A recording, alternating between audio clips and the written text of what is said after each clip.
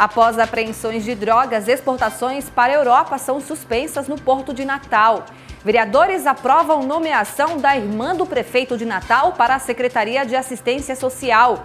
Sheila Freitas é a nova secretária de Segurança Pública da capital. E ainda, aumenta a procura por artigos de carnaval no comércio potiguar. Isso e muito mais na edição desta quinta-feira, dia 21 de fevereiro.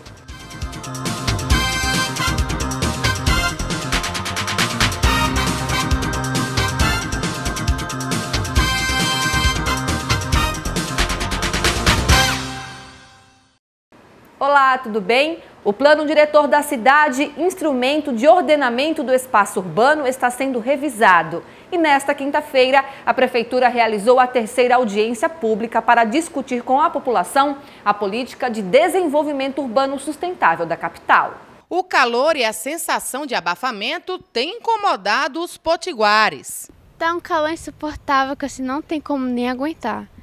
O sol, olha...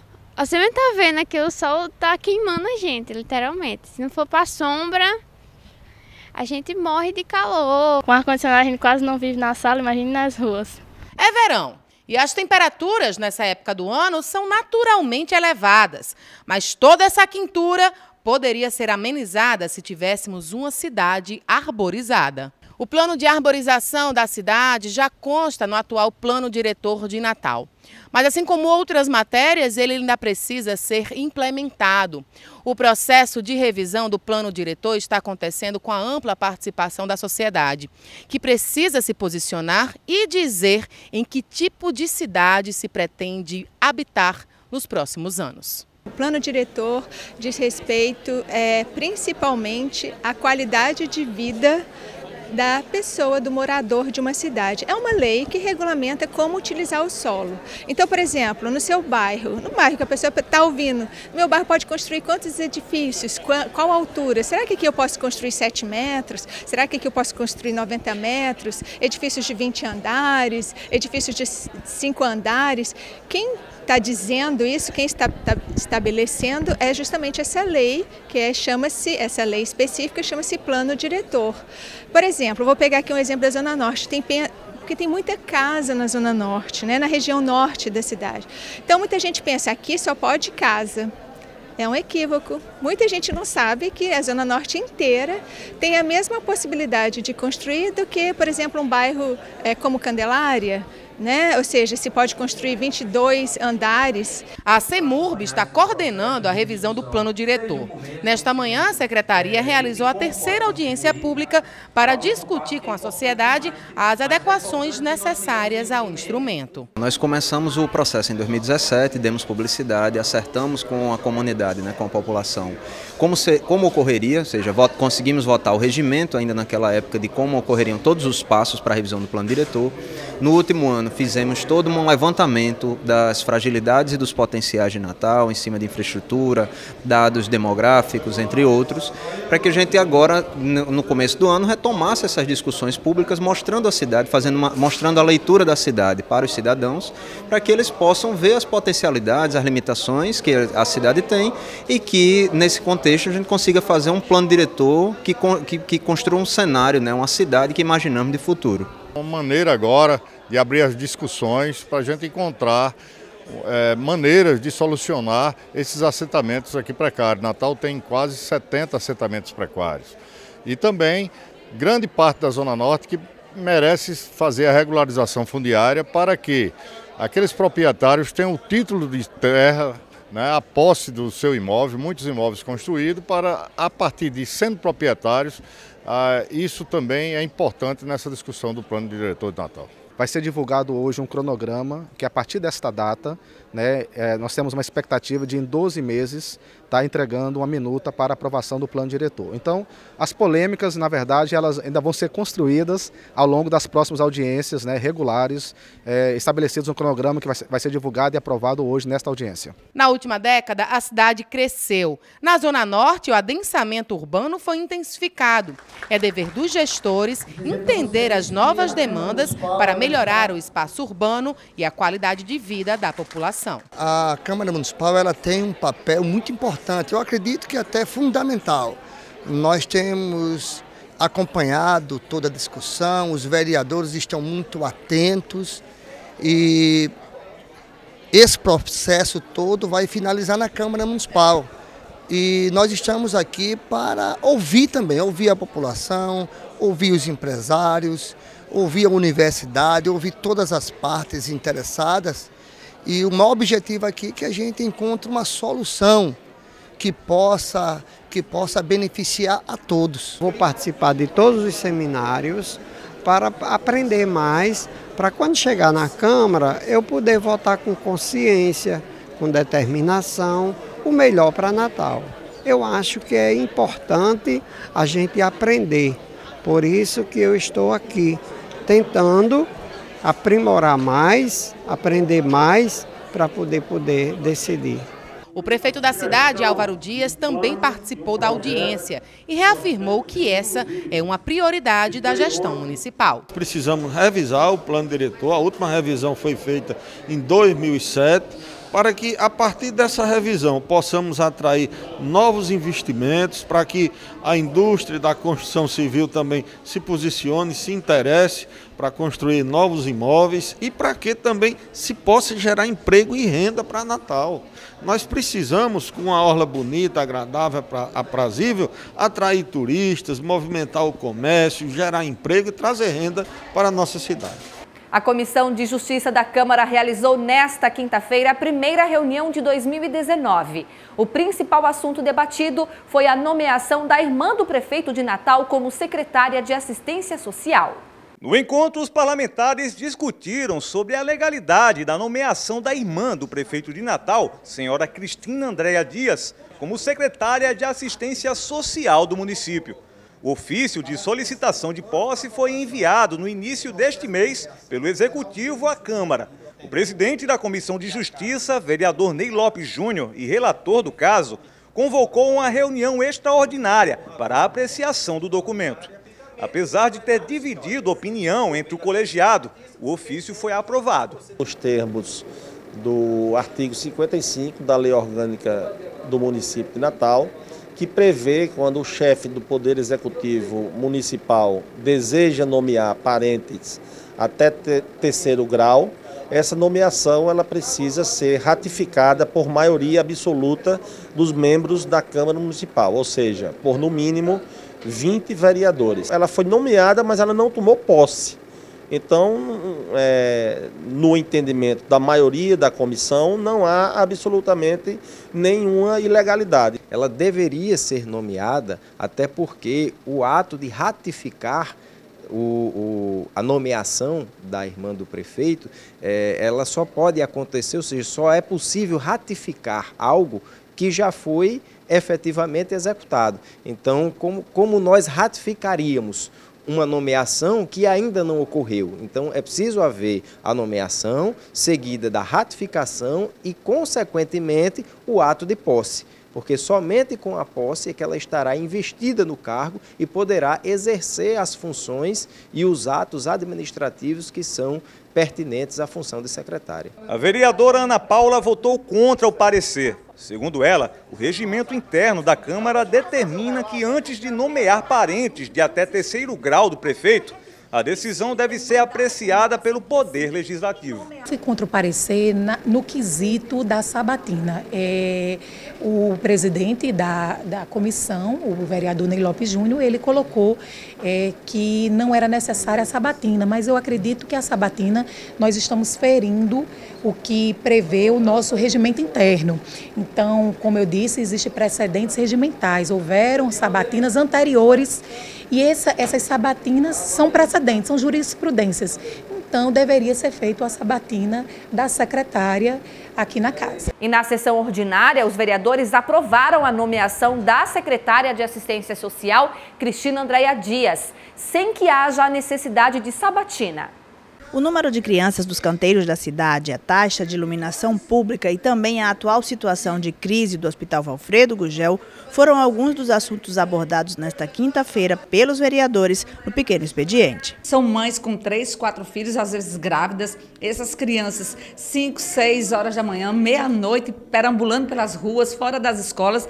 Então fica aqui o nosso apelo aos órgãos, à Secretaria Estadual de Assistência Social, à Secretaria Municipal de Assistência Social, aos conselhos tutelares, a todos que olhem esse assunto, porque as crianças não podem ficar no estado de vulnerabilidade que estão. O cidadão paga uma contribuição de iluminação pública chamada COSIP desde de dezembro de 2002 e nós consideramos que é uma taxa indevida. Nós temos uma cidade onde as paradas de ônibus não são iluminadas, nós temos uma cidade onde os equipamentos públicos não são iluminados, a periferia da cidade é muito mal iluminada, nós não temos nenhum investimento em lâmpadas de LED, e, portanto, nós vamos discutir e propor também uma revisão ou até mesmo uma revogação dessa taxa. O Valfredo Gugel está passando por uma dificuldade até da compra de medicamentos, de insumos, isso dentro da própria UTI. Hoje a gente sabe que dentro de uma UTI, diariamente é necessário exame laboratorial para fazer o controle dos pacientes de hemácia, de leucócito, entre outras coisas, e que não está acontecendo esses exames. Além do mais, há uma greve desde o dia 5 de fevereiro dos servidores públicos, e tudo isso em prol de quê? Então a gente precisa fazer um questionamento e um levantamento. Há uma necessidade muito grande de fazer uma auditoria nos contratos do Hospital Valfredo Gugel. Precisamos auditar todos os contratos da compra de insumos, da compra de medicamentos, das terceirizadas, e aí a gente vai ver realmente o que está acontecendo. Durante a sessão, os vereadores discutiram e terminaram ratificando a nomeação da irmã do prefeito Álvaro Dias, a contadora Andréa Cristina Dias Viveiro, como secretária municipal do Trabalho e Assistência Social.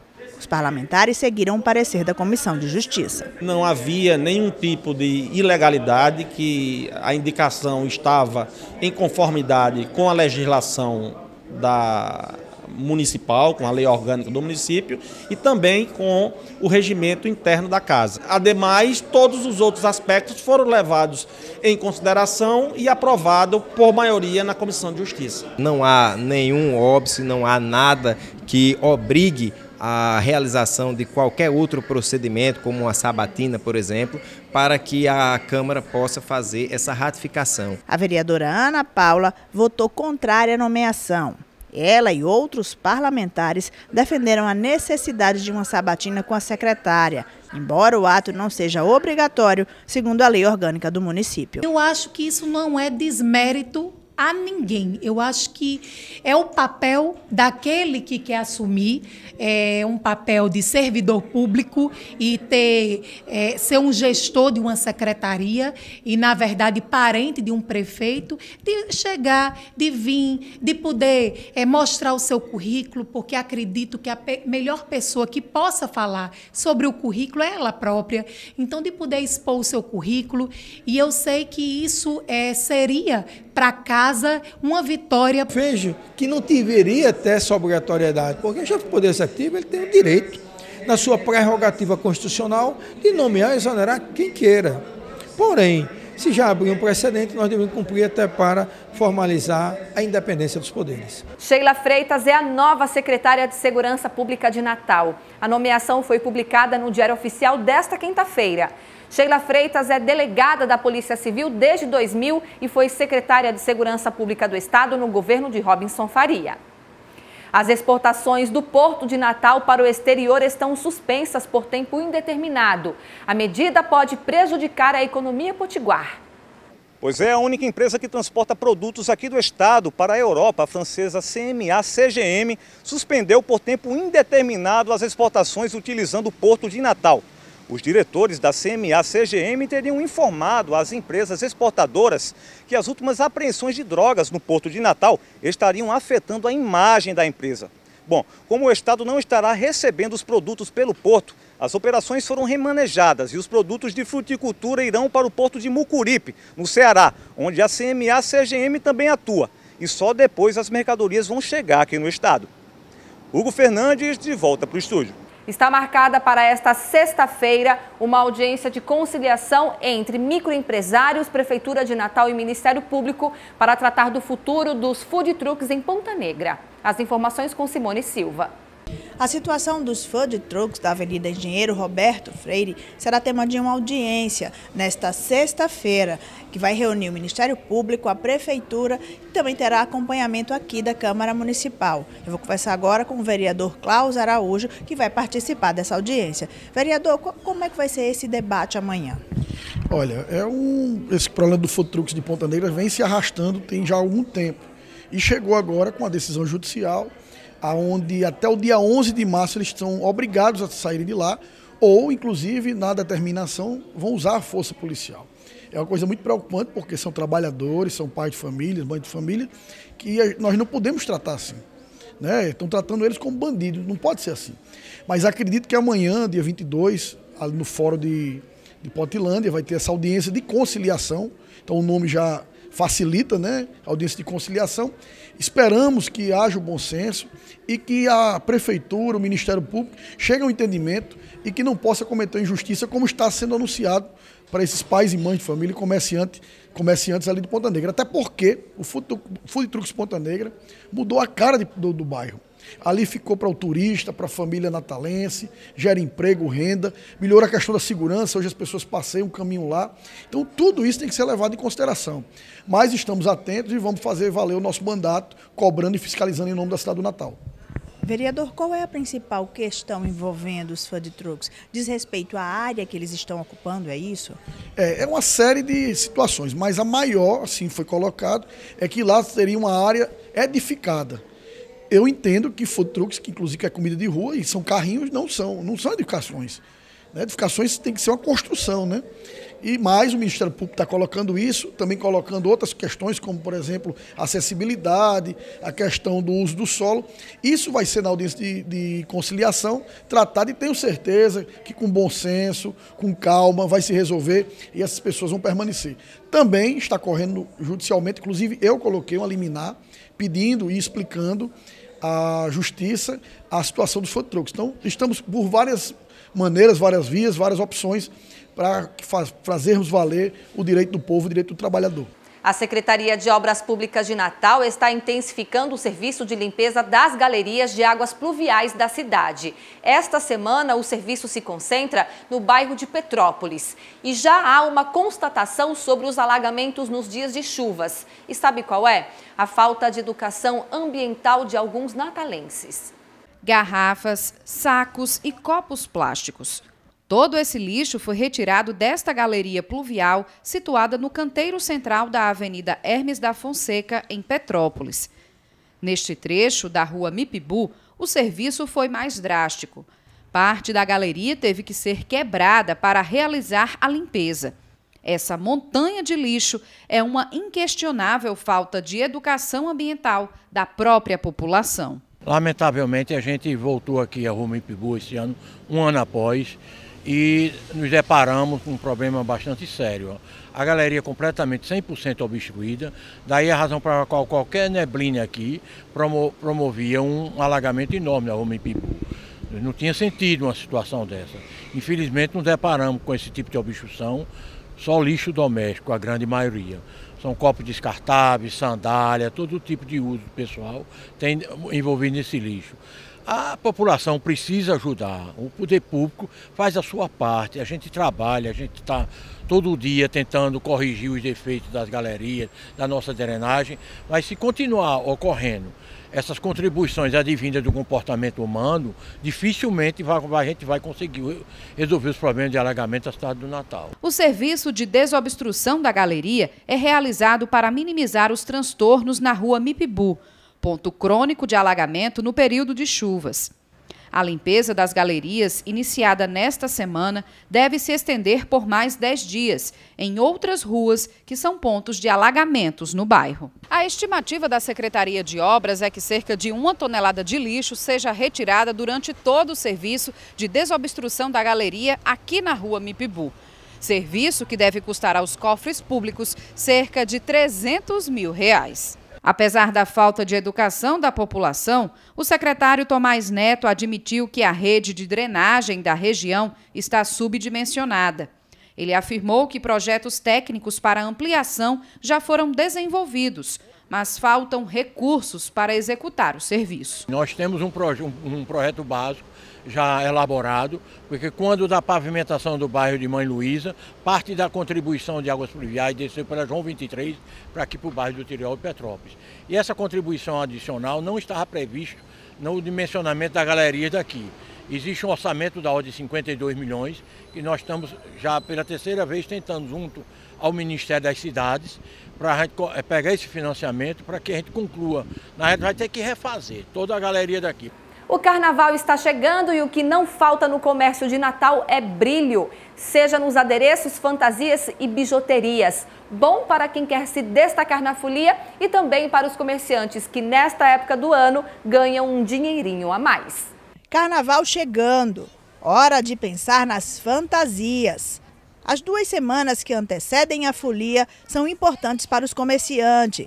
Os do Alecrim esperam um aumento de até 6% no volume de vendas. A gente sabe que o Alecrim tem suas deficiências de atração do público turista, mas a gente espera que ele também possa visitar o nosso bairro, consumir. As nossas lojas estão todas preparadas para atender esse público que procura fantasias, que procura esses incrementos para as festas, e as lojas de festas estão todas esperando e com a expectativa de um bom momento. Esta loja aposta na variedade de produtos.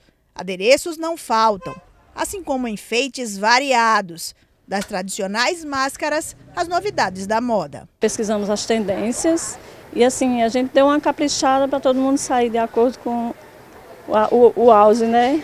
As tendências de hoje. Para quem quer se fantasiar, tem modelo para todo gosto, para todo bolso. Olha aí, esse gatinho. Não quer ser gatinho? Não tem problema, passa para o modelo mais tradicional. O anjinho.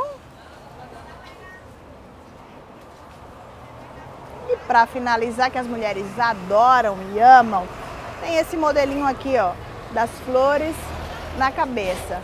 Daí é só escolher o seu adereço e sair por aí aproveitando a folia. E o folião procura, prova.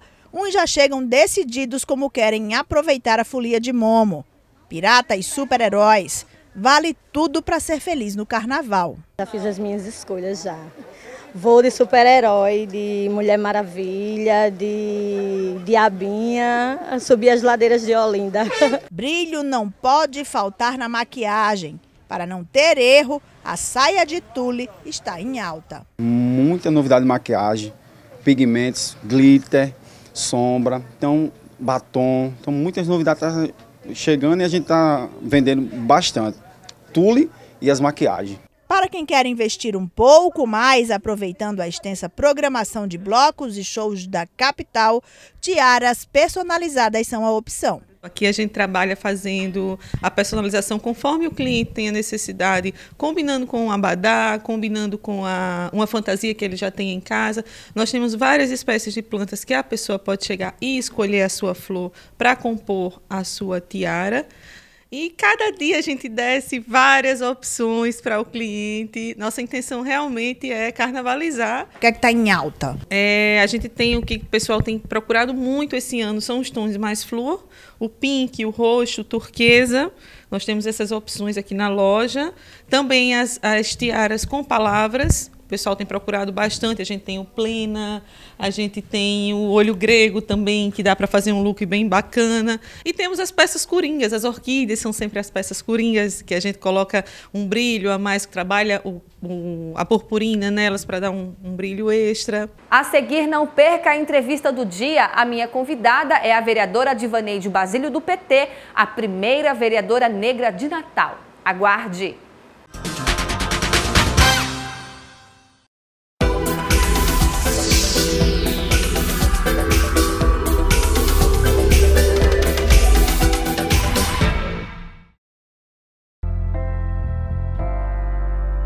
Eu espero voltar para minha casa. Você sonha em voltar para sua casa? Você acha que isso pode acontecer ainda? É uma realidade da vida, né? Nenhuma família vai querer um jovem que esteja num abrigo, que tenha vários perfis de adolescentes, de várias formas, várias vivências. Eu acho que é uma das coisas que eu mais sinto falta, que é da minha família.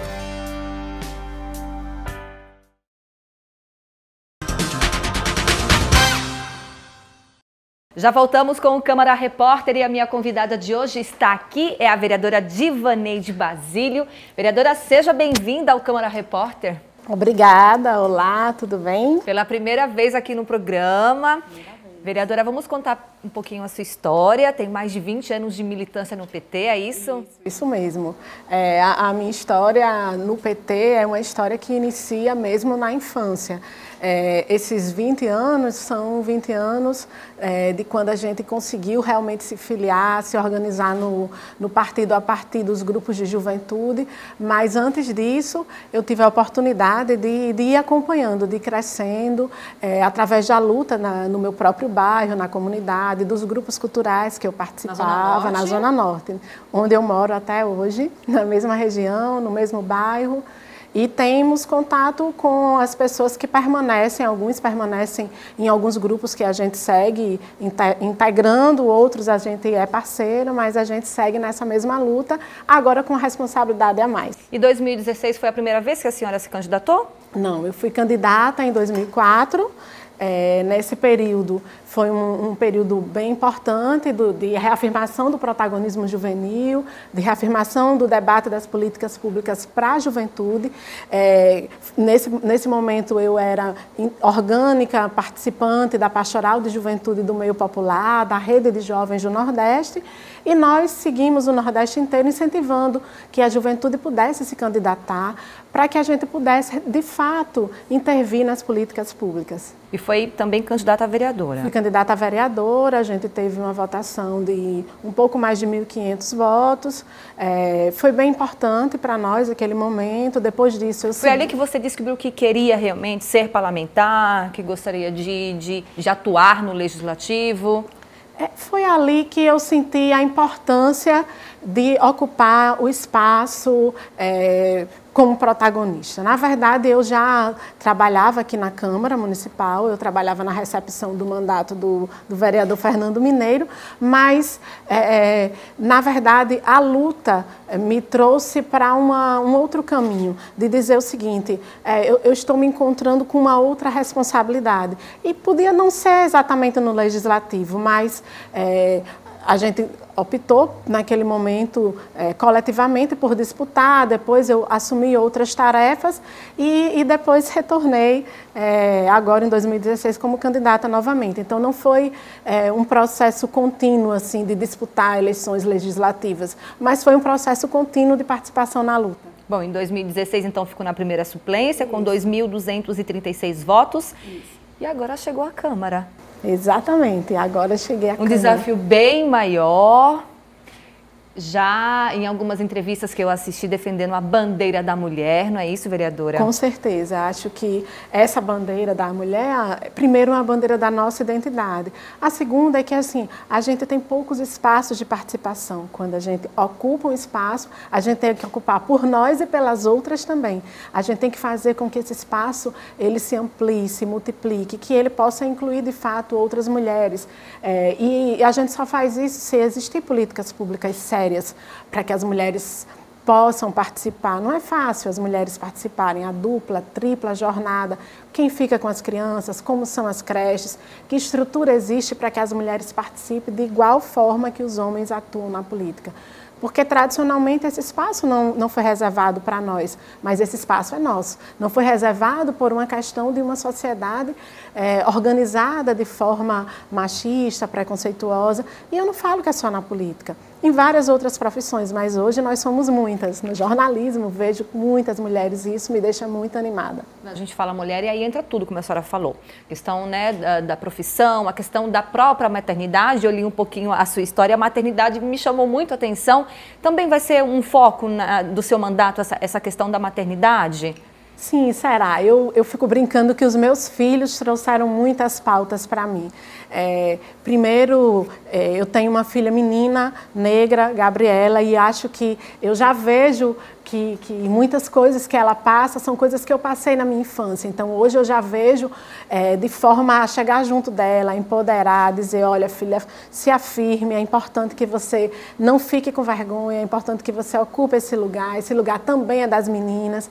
Aí eu tenho uma filha que virou estrelinha, que é Maria Rita, e que ela me trouxe o debate da trombofilia materna, porque foi esse o motivo pela qual ela deixou de estar aqui comigo. Mas eu sei que eu posso ajudar outras mães a terem suas estrelinhas aqui. Então, essa luta acaba mexendo comigo como mãe, mas mexe muito como mulher, com a sororidade, com a solidariedade das outras mulheres que passam isso, que sonham com esse desejo da maternidade. Tem meu filho José Mauro, que é filho adotivo, e a pauta da adoção entrou também na minha vida. Então, por fim, chegou Matheus, que é um bebê com síndrome de Down, e hoje eu estou aqui na Câmara ocupando a Comissão de Pessoa com Deficiência e Mobilidade Reduzida, e digo que eles me trouxeram todas essas pautas. Então, eles me fortaleceram como mãe, mas me fortaleceram também como mulher de luta, porque eu aprendi a olhar a sociedade por outros olhares, por outros lugares, que o meu habitual. Eu saí da minha zona de conforto, que era lutar por políticas de juventude, apesar de que não é nada confortável, porque o resultado ainda está muito aquém do desejado, mas eu saí daquele lugar que eu já tinha domínio, e eu passei a descortinar um horizonte totalmente diferente, e foi a partir dos meus filhos. Falando um pouquinho do mandato ainda, muito se fala do mandato participativo, onde se ouve a população, onde se está junto da comunidade. Vai ser um gabinete aberto?